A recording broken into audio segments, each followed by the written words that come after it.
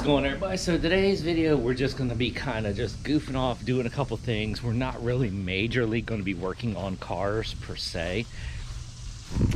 So I stopped by Lowe's, picked me up a new pressure washer. So we're going to get this out, just open it up, go through it, put it together and all that kind of stuff. And then I got some weed killer, got me a shovel right here, because the shovel, as I drop it, which I'll show. So I got my carport right here. We're gonna start getting onto that real soonly.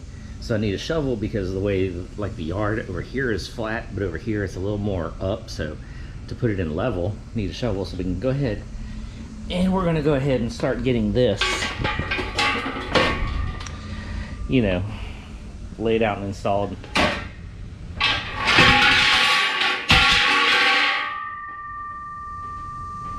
Well, that was loud, but we're gonna go ahead and get all that stuff like done because we gotta get that going. All right, let me go ahead, get this up, and we'll get the pressure washer out of the box and check it out. Now, see how it works. Okay, so I got the pressure washer together. Now, one thing I like, so the other one that I had was small and it was not very, it wasn't all that good, but also just randomly broke on me one day. The input broke and then the power supply for it broke, so decided to get me a new one. Now I like this one. The reason why I got this one, a little more expensive, but it actually has, you know, a soap dispenser on it where you can fill it with soap or anything like that, and it just gravity feeds into it and mixes it in. So you could use it for, you know, like concrete, all that kind of stuff and all that stuff. Then it's like, I like this one because it's got wheels, but it's also got places to hook everything. So actually kind of cool. And then this one has, you know, a couple different nozzles. So it's got a soap nozzle, what does it say, it's 15 degree, and then the high pressure like swirly thing. So let's just check this one out. I know there ain't no soap in it.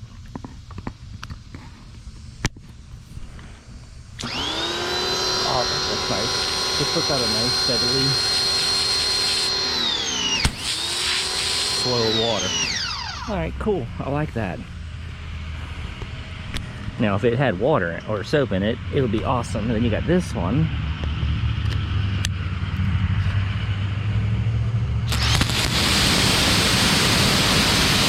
That is a lot more high pressure. And of course, everybody knows what the swirl does. Awesome. All right. So we're not going to get into it. I just wanted to test it out, make sure that it worked. All right, on to the next thing. Oh yeah, we got to get this stuff out of the car because we got to load.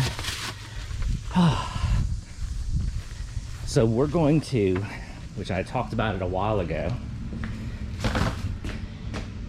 this is going to the machine shop. All we're going to do is get it done for right now is get it cleaned, because this is the motor that's was on that stand that is just sludge.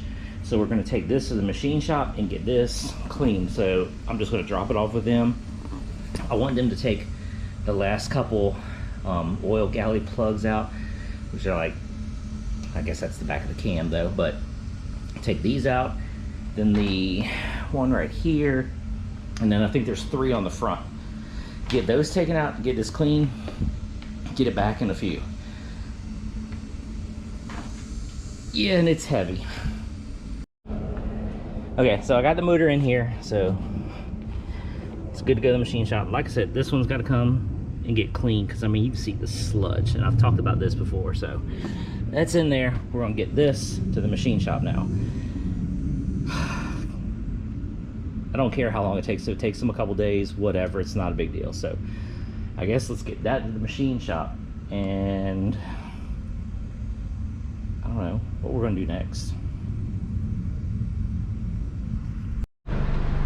Okay, so I'm just leaving the machine shop. So right there, Duncan's machine shop. They got like awesome Chevy stuff in here. So just leaving them right now. They got a nice, it's hard to see, but they got an OBS Silverado right back there.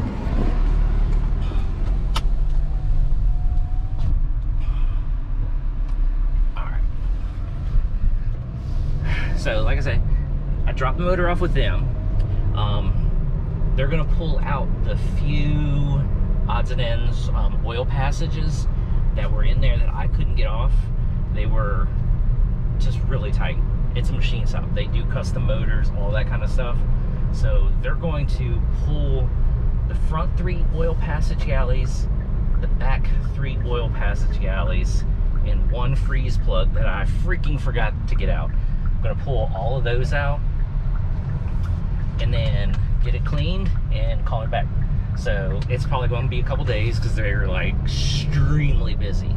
I mean, there was just stuff everywhere, motors everywhere. And like I said, I'm not in a big rush to get that motor back anyways, because it's just going to be a spare bullet for down the line. So it's just basically, damn, get it done and then, you know, get it clean, get it painted, get the inside lubed up, then kind of basically, you know, wrap it up, you know, stick it in a corner, because right now I have no need for it, but it's good to have it back up. Small block Chevy. Oh, I don't know if I talk about this. Okay, so like I said, this video is just kind of like some random stuff. It ain't like nothing major. We ain't got nothing planned because it's hot and just ballistically, it's 99 degrees outside today. The Honda. So I found out what was wrong with the Honda. You know, lots of Googling, lots of searching and this and that, because I was struggling to find an oil leak. Well, I know why I was struggling. The VTEC solenoid that was on it is what's leaking. So,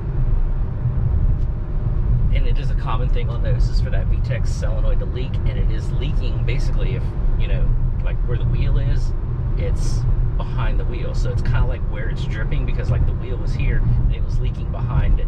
So it was like, okay, yeah, perfect. Not a big issue. So I've ordered the new gasket. It was $8. Like no matter where you did, it was like Amazon, AutoZone, any place, it was an $8 gasket. Rock Auto, same thing, $8 for the gasket. So I ordered that. That'll be in like the middle of the next week. The only thing is like, you really literally, I'm gonna try to do it without tearing the whole thing apart, because like I was watching videos and everybody like seriously was tearing the whole windshield wiper cowl panel off the freaking front of the car, because to get to the VTEC solenoid, it's underneath the windshield wiper panel. So I'm gonna try to get away with not doing it, because you know, I watched the video and it's like, it's basically got 3 10mm bolts holding it on, 2 on the top, 1 on the bottom. Okay, well, 10mm, I mean, as long as I can reach back, and 2 wire plugs.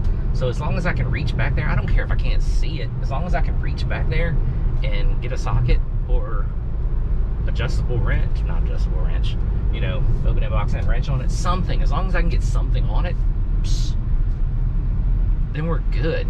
I'm like, you know what I'm saying? I'm like, whatever. All right, I'm gonna cruise down the road because this thing needs gas. And I heard there's a gas station up here on the right that sells E85.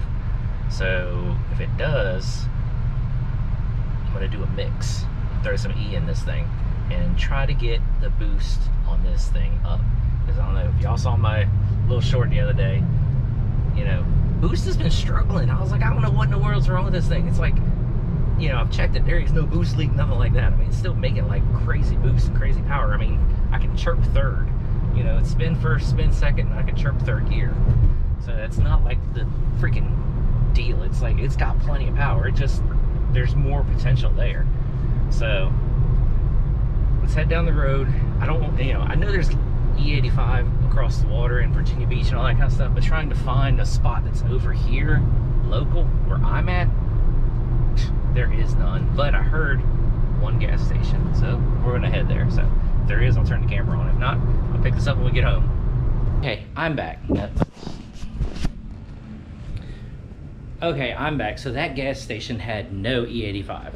So I'm thinking what I might do is run over to the beach one day. It's not that far of a drive. And I think I need to go over there anyways. So I have gas cans, all that kind of stuff. And anyways, like the people say, like I've read on the internet, all that kind of stuff, they're always like mix, you know, because I got 93 octane here. A lot of people don't have 93, so I get 93. Usually, I think the other day I was at a spot, that's why I think my boost was low on this thing. On my drive back, I thought about it. I think my boost was low on this because there was not 93 the other day. I think the place that I went to only had 87 and 89. Luckily, you can run anything in this thing. It'll kind of adapt and limit the boost. So I'm pretty sure I was just running lower grade gas. There's 93 in it right now. I have these. They hold over 5 gallons. I could go over there, pick up, you know, and fill it up with E.